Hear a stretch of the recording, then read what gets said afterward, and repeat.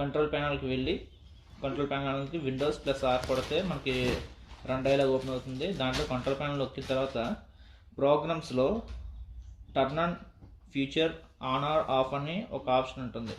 దాంట్లో SMB file sharing support అలాగే SMB direct అనే 2 ఆప్షన్స్ ఉంటాయి.